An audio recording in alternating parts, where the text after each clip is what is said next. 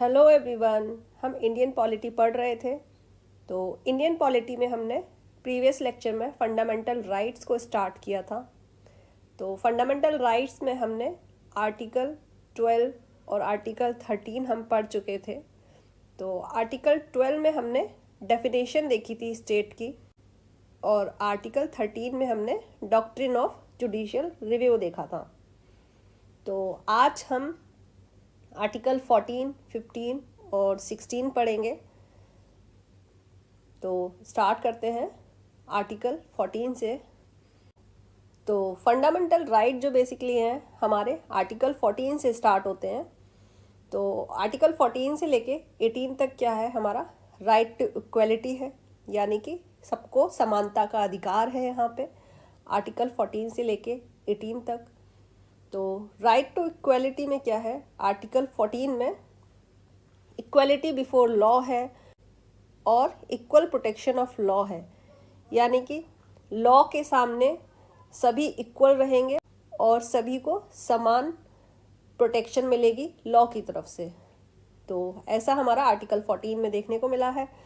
Then article 15 में क्या है, डिस्क्रिमिनेशन के अगेंस्ट यहाँ पे लॉ बनाया गया है। प्रोहिबिशन ऑफ डिस्क्रिमिनेशन है, यहाँ पे डिस्क्रिमिनेशन के अगेंस्ट यहाँ पे लॉ बनाया गया है। प्रोहिबिशन ऑफ डिस्क्रिमिनेशन है, किसी भी तरह का कोई भी डिस्क्रिमिनेशन, भेदभाव यहाँ पे अलाउड नहीं है according to article 15। On grounds of religion, race, caste, sex या फिर प्लेस ऑफ बर्थ, ये 5 ग्राउंड्स है जिनके आधार पे कोई भी यहाँ पे भेदभाव करना प्रोहिबिट है, यानी कि इन 5 ग्राउंड पे हम कोई भी भेदभाव नहीं कर सकते हैं अकॉर्डिंग टू आर्टिकल 15। देन आता है आर्टिकल 16। आर्टिकल 16 में क्या है, इक्वल अपॉर्चुनिटी दी है, किसके लिए, इन मैटर्स ऑफ पब्लिक एम्प्लॉयमेंट, यानी कि जो एम्प्लॉयमेंट है उसमें सभी को इक्वल अपॉर्चुनिटी मिलनी चाहिए, ऐसा हमारा आर्टिकल 16 बोलता है। देन आर्टिकल 7 है अनटचेबिलिटी। यहाँ पे क्या है, अनटचेबिलिटी को अबॉलिश करने के लिए यहाँ पे आर्टिकल 17 लाया गया था। देन है हमारा आर्टिकल 18। आर्टिकल 18 है अबॉलिशन ऑफ टाइटल्स, यानी कि कोई भी टाइटल जो है हम अडॉप्ट नहीं कर सकते हैं खुद से। पहले क्या हुआ करता था, आज़ादी से पहले राजा महाराजा इस तरह के जो टाइटल थे जो लोग अडॉप्ट किया करते थे, वो क्या है आर्टिकल 18 के थ्रू उनको अबॉलिश कर दिया गया है। अब कोई भी टाइटल कोई भी व्यक्ति अडॉप्ट नहीं कर सकता है। देन आर्टिकल 16 में क्या है, एक्सेप्शंस भी है। यहाँ पे क्या है, बैकवर्ड क्लासेस, शेड्यूल कास्ट और शेड्यूल ट्राइब के लिए क्या है, स्पेशल प्रोविजंस दिए गए हैं अपॉर्चुनिटी में, पब्लिक एम्प्लॉयमेंट की अपॉर्चुनिटी में, यानी कि रोजगार में इनको क्या है कुछ बेनिफिट दिए गए हैं शेड्यूल कास्ट, बैकवर्ड क्लासेस और शेड्यूल ट्राइब्स को, जो कि मेंशन किया गया है आर्टिकल 15 क्लॉज 4 में और आर्टिकल 16 क्लॉज 4 में। तो ये हम क्या है आर्टिकल्स को डिटेल में पढ़ेंगे। तो स्टार्ट करते हैं सबसे पहले आर्टिकल 14 से। तो सबसे पहले हम आर्टिकल 14 देखते हैं, जो कहता है state shall not deny to any person equality before law और equal protection of law within territory of India, यानी कि हमारी इंडिया की टेरिटरी के अंडर स्टेट जो है किसी भी पर्सन को इक्वलिटी बिफोर लॉ डिनाई नहीं कर सकता है देने से, और इक्वल प्रोटेक्शन ऑफ लॉ को भी डिनाई नहीं कर सकता है देने से, यानी कि हर व्यक्ति लॉ के सामने इक्वल रहेगा, सभी को समान हक मिलेगा लॉ के सामने और इक्वल प्रोटेक्शन ऑफ लॉ मिलेगा। तो यहाँ पे क्या है, इस आर्टिकल में आर्टिकल 14 में यहाँ एक वर्ड आया है पर्सन, जो डिनोट करता है लीगल पर्सन्स को। ठीक है, लीगल पर्सन्स कौन होते हैं, जो स्टैट्यूटरी कॉर्पोरेशंस होते हैं, कंपनीज होती हैं, रजिस्टर्ड सोसाइटीज़ होती हैं, या फिर और लीगल जो पर्सन्स होते हैं वो होते हैं लीगल पर्सन्स, जिनको मेंशन किया गया है यहाँ पे आर्टिकल 14 में। लीगल पर्सन्स को यहाँ पे मेंशन किया गया है। देन यहाँ पे जो इक्वलिटी बिफोर लॉ का जो कॉन्सेप्ट था, ये जो कॉन्सेप्ट है वो हम ब्रिटिश से अडॉप्ट किया हमने, ये ब्रिटिश कॉन्सेप्ट है। और जबकि इक्वल प्रोटेक्शन ऑफ लॉ जो कॉन्सेप्ट है वो यूएसए का कॉन्सेप्ट है, अमेरिकन कॉन्स्टिट्यूशन से अडॉप्ट किया गया है। और इक्वल प्रोटेक्शन ऑफ जो लॉ है ये पॉजिटिव कॉन्सेप्ट है, इसको हम एक पॉजिटिव पर्सपेक्टिव में देखते हैं इस कॉन्सेप्ट को। और इक्वलिटी बिफोर लॉ को हम नेगेटिव पर्सपेक्टिव में देखते हैं। देन यहाँ पे इक्वलिटी बिफोर लॉ में क्या होता है, यहाँ पे हर किसी को लॉ के सामने क्या है, इक्वल रखा जाएगा। यहाँ पे ऐसा बोला गया है इक्वलिटी बिफोर लॉ में। यहाँ पे किसी को भी स्पेशल प्रिविलेजेस नहीं मिलेगी। देन इसके बाद यहाँ पे कोई भी लॉ होगा, ऑर्डिनरी लॉ होगा, उस लॉ के सामने क्या है, हर एक पर्सन इक्वल रहेगा। हर किसी के लिए क्या है, इक्वल ही वो लॉ को इम्प्लीमेंट किया जाएगा। ऐसा नहीं है कि अगर कोई पैसे वाला है तो उसके लिए लॉ अलग होगा या किसी गरीब के लिए लॉ अलग होगा, ऐसा नहीं होगा। यहाँ पे इक्वलिटी बिफोर लॉ में हर किसी को एक समान लॉ के सामने रखा जाएगा। देन उसके बाद जो है इक्वल प्रोटेक्शन ऑफ लॉ में क्या होता है, तो यहाँ पे क्या है, इक्वलिटी का ट्रीटमेंट दिया जाता है। इक्वल किसी भी पर्सन को इक्वल ट्रीट किया जाएगा अंडर एनी सर्कमस्टेंसेस। कोई भी सर्कमस्टेंसेस होगी, इक्वल सर्कमस्टेंसेस होनी चाहिए। ऐसा नहीं है कि कोई सोशली और एजुकेशनली अगर फॉरवर्ड है और कोई बैकवर्ड है सोशली या फिर एजुकेशनली, उन दोनों को एक समान हम लॉ के सामने नहीं रख सकते हैं। तो यहाँ पे क्या है, इसीलिए इसको क्या है, पॉजिटिव कॉन्सेप्ट माना गया है। आर्टिकल 14 में क्या है, रीजनेबल क्लासिफिकेशंस हो सकता है पर्सन्स का, जैसे कि हमारे कंट्री में देखने को मिलता है। यहाँ पे क्या है, कई सारी कैटेगरीज हमको देखने को मिलती है, जैसे कि general category, then OBC, then SC ST, इस तरह की कैटेगरीज देखने को मिलती है। तो ओबीसी में भी आपने देखा होगा कि वहाँ क्रीमी लेयर होते हैं। तो ये क्लासिफिकेशंस जो बनाए गए हैं ये क्या है, सोशल अपलिफ्टमेंट के लिए बनाए गए हैं पर्सन्स के, ताकि सभी को क्या है, एक समान हक मिल सके, उनको एक समान अपॉर्चुनिटी मिल सके आगे बढ़ने की। देन उसके बाद रूल ऑफ लॉ के क्या है, 3 एलिमेंट हैं। तो इन 3 एलिमेंट में क्या है, कोई भी पनिशमेंट नहीं दिया जा सकता है एक्सेप्ट ब्रीच ऑफ लॉ। अगर आप कोई लॉ तोड़ेंगे तभी आपको पनिशमेंट मिलेगा, वरना आप शांतिपूर्वक अपने जीवन को जी सकते हैं। कोई भी आपको परेशान नहीं कर सकता है जब तक कि आप कोई भी लॉ को ब्रीच नहीं करेंगे। देन लॉ के सामने आपको इक्वल रखा जाएगा। कोई भी लॉ है तो हर किसी के लिए एक समान लॉ रहेगा। देन कॉन्स्टिट्यूशन जो है वो सोर्स ऑफ इंडिविजुअल राइट्स होना चाहिए, यानी कि कोई भी राइट्स जो हैं, जैसे कि हमारे फंडामेंटल राइट्स हैं, उसका जो ओनली सोर्स होगा वो कॉन्स्टिट्यूशन होगा। इम्प्लीमेंट करने का जो यहाँ पे दायित्व है वो भी हमारे कॉन्स्टिट्यूशन का है, सुप्रीम कोर्ट का है। देन यहाँ पे बेसिक फीचर्स जो है कॉन्स्टिट्यूशन का, उसको डिस्ट्रॉय नहीं किया जा सकता है बाय अमेंडमेंट। ऐसा हमारा एक केस में था, वो क्या था, केस हम आगे पढ़ेंगे, केशवनंद भारती केस में ऐसा बोला गया था कि हमारा जो संविधान है उसका बेसिक फीचर को डिस्ट्रॉय नहीं किया जा सकता है किसी भी अमेंडमेंट के थ्रू। तो बेसिक फीचर में क्या है, मेनली क्या है, यहाँ पे फंडामेंटल राइट्स बहुत ज़रूरी होते हैं आम लोगों के लिए, और पर्सन के अपलिफ्टमेंट के लिए जो भी लॉ बनाए जाते हैं उनका क्या है, वो यही देख के बनाए जाते हैं कि जो बेसिक फीचर है कॉन्स्टिट्यूशन का वो ऑल्टर ना हो, डिस्ट्रॉय ना हो, तभी हम क्या है, लॉ कोई भी इम्प्लीमेंट कर सकते हैं, सरकार लॉ इम्प्लीमेंट कर सकती है। देन उसके बाद क्या है, इक्वलिटी के भी कुछ एक्सेप्शंस हैं यहाँ पे भी। तो एक्सेप्शंस में क्या है, जैसे कि प्रेसिडेंट और गवर्नर। तो प्रेसिडेंट और गवर्नर क्या है, इनको क्या है, ये किसी भी कोर्ट के सामने आंसरेबल नहीं है। किसी भी कोर्ट के सामने कोई भी कोर्ट इनको आंसरेबल नहीं ठहरा सकती है for exercise of his performance of powers and duty in his office. यानी कि प्रेसिडेंट और गवर्नर अपने ऑफिस में क्या कर रहे हैं, क्या पावर है उनकी, क्या ड्यूटीज़ हैं, वो उसको लेके कोई भी ऑब्जेक्शनेबल क्वेश्चन कोई भी कोर्ट नहीं उठा सकती है। अगर प्रेसिडेंट ने कोई भी इम्पीचमेंट या फिर कोई भी लॉ को रजामंदी दी है या फिर गवर्नर ने दी है, और वो लॉ क्या है, अगर किसी को पसंद नहीं आ रहा है, तो कोई भी कोर्ट में जाके ये नहीं बोल सकता है कि प्रेसिडेंट ने ऐसा लॉ जो पास किया है ये हमको पसंद नहीं है। तो वहाँ पे क्या है, कोई भी कोर्ट क्या है, प्रेसिडेंट और गवर्नर को आंसरेबल नहीं है किसी भी कोर्ट के सामने ये लोग, अकॉर्डिंग टू आर्टिकल 361।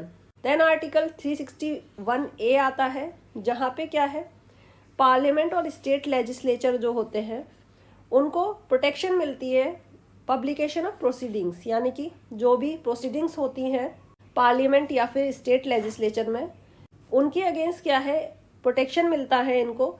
यानी कि जैसे कि पार्लियामेंट है, पार्लियामेंट में कोई सेशन हो रहा है, उस पार्लियामेंट में क्या है, किसी भी नेता ने किसी के लिए भी कुछ बोल दिया या फिर कुछ भी ऐसा वहाँ पे ऑब्जेक्टेबल बोल दिया कि किसी को पसंद नहीं आया, तो वो पर्टिकुलर व्यक्ति क्या है, कोर्ट में नहीं जा सकता है ये बोलते हुए कि पार्लियामेंट में इस नेता ने मेरे लिए ऐसा बोला था, क्योंकि पार्लियामेंट में जो की गई प्रोसीडिंग्स होती हैं वो अंडर परव्यू ऑफ कोर्ट के नहीं आती हैं, according to article 361A। Then इसके बाद क्या है, किसी भी कोर्ट में कोई भी प्रोसीडिंग्स नहीं हो सकती है अगर कोई भी MP कुछ बोलता है पार्लियामेंट में या फिर किसी कमेटी में, अकॉर्डिंग टू आर्टिकल 105, या फिर कोई MLA बोलता है अकॉर्डिंग टू आर्टिकल 194। यानी कि MLA और MP जो होते हैं, अगर ये किसी कमेटी या फिर पार्लियामेंट में जाके कुछ भी बोलते हैं जो लोगों को पसंद नहीं आ रहा है या फिर दूसरे नेताओं को पसंद नहीं आ रहा है, या फिर कोई भी ऐसी प्रोसीडिंग हो रही है वहाँ पे जो दूसरे लोगों को नहीं पसंद आ रही है या मेजॉरिटी ऑफ लोगों को पसंद नहीं आ रही है, तो उस प्रोसीडिंग के अगेंस्ट कोई भी कोर्ट नहीं जा सकता है, कोर्ट में कोई भी प्रोसीडिंग्स उसके खिलाफ नहीं हो सकती है, इनके खिलाफ। देन आर्टिकल 31C आता है, जो एक्सेप्शनल है किसका, आर्टिकल 14 का। जहाँ पे आर्टिकल 31C को इम्प्लीमेंट किया जाता है वहीं पे क्या है, आर्टिकल 14 गोज आउट, यानी कि आर्टिकल 14 वहाँ पे इम्प्लीमेंट नहीं कर सकता है। तो आर्टिकल 14 में क्या है, इक्वलिटी बिफोर लॉ है, इक्वल प्रोटेक्शन ऑफ लॉ है, जैसा कि अभी हम देख चुके थे। तो आर्टिकल 31C में क्या होता है, यहाँ पे बोला गया है saving of law giving effect to certain directive principle. यहाँ पे क्या है, डायरेक्टिव प्रिंसिपल्स की बात की गई है आर्टिकल 31C में। तो यहाँ पे क्या है, डायरेक्टिव प्रिंसिपल को इफेक्ट लाने के लिए कुछ लॉ को सेव किया गया है। तो आर्टिकल 14 वहाँ पे अप्लाई नहीं करता है जहाँ पे आर्टिकल 31C अप्लाई करता है। तो कैसे करता है ये हम आने वाली लेक्चर में देखेंगे। देन उसके बाद आता है आर्टिकल 15, जो बोलता है नो डिस्क्रिमिनेशन, यानी कि किसी तरह का कोई भी भेदभाव होना यहाँ पे अलाउड नहीं है हमारे संविधान के according, on grounds of religion, race, caste, sex या फिर प्लेस ऑफ बर्थ। ये हमारे 5 ग्राउंड्स हैं जिनके आधार पे कोई भी डिस्क्रिमिनेशन अलाउड नहीं है अकॉर्डिंग टू आर्टिकल 15। कोई भी क्या है, रिलीजन के आधार पे, रेस या फिर किसी कास्ट, प्लेस ऑफ बर्थ, कौन कहाँ रह रहा है, कौन किस कास्ट का है, या फिर कौन क्या रिलीजन फॉलो कर रहा है, वहाँ पे इन सब चीज़ों को देखते हुए कोई भी भेदभाव होना यहाँ पे लाजमी नहीं है आर्टिकल 15 के अकॉर्डिंग। बट यहाँ क्या 3 एक्सेप्शंस भी हैं। 3 एक्सेप्शंस में क्या है, प्रोविजंस हैं कुछ वुमेन और चिल्ड्रन के लिए जो स्टेट बना सकता है, महिलाओं के लिए और बच्चों के लिए स्पेशल प्रोविजंस बनाए जा सकते हैं अकॉर्डिंग टू गवर्नमेंट। जैसे कि यहाँ पे रिजर्वेशन वाला प्रोसेस है, वुमेन्स को लोकल बॉडीज़ में क्या है, रिजर्वेशन दिया जाता है, चिल्ड्रंस को फ्री एजुकेशन दी जाती है, और ये भी हमारे संविधान में मेंशन किया गया है, फ्री एजुकेशन जो चिल्ड्रंस को दी जाती है। देन उसके बाद क्या है, सोशली या फिर एजुकेशनली बैकवर्ड क्लासेस के लिए क्या है, प्रोविजंस बनाए जाते हैं गवर्नमेंट के द्वारा, जैसे कि SC ST के लिए, शेड्यूल कास्ट और शेड्यूल ट्राइब्स के लिए प्रोविजंस, स्पेशल प्रोविजंस बनाए जाते हैं, जैसे कि यहाँ पे रिजर्वेशन देख सकते हैं। ठीक है, इनके अपलिफ्टमेंट के लिए कुछ रिजर्वेशन दिया गया है। रिजर्वेशन के लिए एक कमेटी बनाई गई थी, वो हम आगे आने वाले लेक्चर में देखेंगे। देन उसके बाद क्या है, स्टेट क्या है, कोई भी प्रोविजन बना सकता है सोशली या एजुकेशनली बैकवर्ड क्लासेस के लिए, यानी कि SC ST के लिए, regarding admission to educational institute. कोई भी एजुकेशनल इंस्टीट्यूट है वहाँ पे एडमिशन के लिए कोई भी प्रोविज़न बना सकता है गवर्नमेंट, जो कि सोशली या फिर एजुकेशनली बैकवर्ड क्लासेस होती हैं। और ये जो क्लॉज है वो 93rd अमेंडमेंट एक्ट 2005 में लाया गया था, ऐड किया गया था। यहाँ पे क्या है, आपने देखा होगा ये 2005 में लाया गया है। इससे पहले क्या है, राइट टू एजुकेशन आ चुका है हमारा। कमेंट करिए कब आया था ये राइट टू एजुकेशन। ये क्वेश्चन काफ़ी बार पूछ लिया जाता है, ये पेट क्वेश्चन है यूपीपीसीएस का, कई बार पूछा गया है। तो यहाँ पे क्या है, राइट टू एजुकेशन लाया गया था। उसके बाद क्या है, ये प्रोविजन लाया गया था 93rd अमेंडमेंट एक्ट 2005 में। देन उसके बाद क्या है, गवर्नमेंट ने क्या है, कुछ सेंट्रल एजुकेशनल इंस्टीट्यूट रिजर्वेशन इन एडमिशन एक्ट 2006 को लागू किया था, जहाँ पे क्या है 27% जो कोटा था, रिजर्वेशन था, ओबीसी को दिया गया था। सेंट्रल हायर एजुकेशनल इंस्टीट्यूट में, जो हायर एजुकेशन के लिए इंस्टीट्यूट है, वहाँ पे ओबीसी को 27% रिजर्वेशन दिया गया था। 2006 से ये लागू किया गया था। सेंट्रल एजुकेशनल इंस्टीट्यूशन रिजर्वेशन इन एडमिशन, यानी कि एडमिशन में रिजर्वेशन दिया गया था ओबीसी को 2006 में। बट क्या है, इस डिसीजन को सुप्रीम कोर्ट ने क्या है, हेल्ड कर लिया था 2008 में। वैलिडिटी, ये जो अमेंडमेंट एक्ट थी उस पर क्वेश्चन एक खड़ा कर दिया गया था ओबीसी कोटा पे।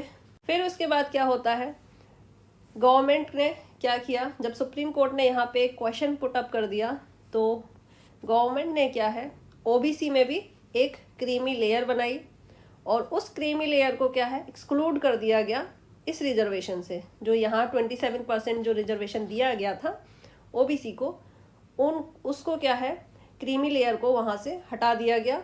अब क्या है, जो वाकई में सोशली या फिर एजुकेशनली जो बैकवर्ड हैं ओबीसी में, उनको ही कोटा मिलेगा 27% का, हर किसी को नहीं मिलेगा। जो क्रीमी लेयर है, एक क्राइटेरिया बना दिया गया था, उस क्राइटेरिया के ऊपर क्या है, क्रीमी लेयर हो गया था, और उसके नीचे सारे नॉर्मल ओबीसी।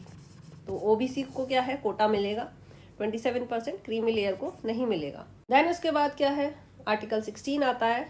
आर्टिकल 16 बोलता है इक्वल अपॉर्चुनिटी मिलनी चाहिए हर किसी को एम्प्लॉयमेंट में, रोजगार में क्या है, हर किसी को इक्वल अपॉर्चुनिटी मिलना चाहिए। यहाँ पे भी क्या है, एक एक्सेप्शन दिया गया है, कोई भी बैकवर्ड क्लास है उसके लिए, उसके फेवर में कोई भी अपॉइंटमेंट लाई जा सकती है, रिजर्व की जा सकती है, कोई भी पोस्ट रिजर्व की जा सकती है। यानी कि अगर कोई वैकेंसी निकलती है, उस वैकेंसी में क्या है, कोई भी पोस्ट, कुछ पोस्ट जो है वो बैकवर्ड क्लासेस के लिए रिजर्व की जा सकती है। ऐसा यहाँ पे आर्टिकल 16 का एक्सेप्शन है। देन एक पर्टिकुलर रिलीजन है, उस पर्टिकुलर रिलीजन में क्या है, कोई भी एक ऑफिशियल को अपॉइंट किया जा सकता है पर्टिकुलर रिलीजन से। यानी कि कोई अगर धर्म है, तो जैसे कि हिंदुइज्म है, हिंदुइज्म में क्या है, मंदिर होते हैं बड़े बड़े, वहाँ पे महंत जो होते हैं उनके लिए एक स्पेशल क्राइटेरिया दिया जाता है। उस क्राइटेरिया को जो फुलफिल करता है उसी को वहाँ पे अपॉइंट किया जाता है। महंत हुए और बड़े बड़े जो मंदिर होते हैं, तो वहाँ पे वो रिजर्व होती हैं वो सीट्स कुछ पर्टिकुलर क्लास के लिए, कुछ पर्टिकुलर वहाँ पे अपॉइंटमेंट्स की जाती हैं, और ये क्या है, आर्टिकल 16 का एक्सेप्शन है। देन आर्टिकल 16 में ही क्या है, एक मंडल कमीशन के थ्रू हम यहाँ पे देख सकते हैं। मंडल कमीशन आया था 1979 में आया था, मोरारजी देसाई गवर्नमेंट लाई थी इसको, और इसकी जो रिपोर्ट थी वो 1980 में सबमिट कर दी गई थी। बट क्या है, 10 साल बाद इसको इम्प्लीमेंट किया गया था 1990 में। 1990 में इसको इम्प्लीमेंट किया गया था। बीपी मंडल इसके चेयरमैन थे। तो यहाँ पे बीपी मंडल जो थे, उन्होंने सेकंड बैकवर्ड क्लास कमीशन यहाँ पे अपॉइंट की थी, और यहाँ पे आर्टिकल 340 को ध्यान में रखते हुए, और यहाँ पे इन्वेस्टिगेट किया गया था सोशली और एजुकेशनली बैकवर्ड क्लासेस के लिए हम कैसे उनको अपलिफ्ट कर सकते हैं। वो मेजर्स यहाँ पे उनके एडवांसमेंट के लिए, मेजर्स लाने के लिए सजेशन किए गए थे। देन आर्टिकल 340 क्या था, investigate condition of backward classes. तो ये हमारा आर्टिकल 340 है जो हम आने वाली क्लासेस में देखेंगे। देन मंडल कमीशन में क्या है, एक रिकमेंडेशन थी 27% रिजर्वेशन की पब्लिक सेक्टर में, ये हमको मंडल कमीशन से देखने को मिला था। तो आज के लिए इतना ही। आर्टिकल 14, 15 और 16 हमने देख लिया है। देन मंडल कमीशन जो है ये हम आने वाले लेक्चर में अलग से एक क्लास में देख लेंगे डिटेल में। तो आर्टिकल 14, 15, 16 आज हम पढ़ चुके हैं। देन नेक्स्ट लेक्चर में हम आर्टिकल 17 और 18 को पढ़ेंगे। तो पढ़ते रहिए। Thank you everyone.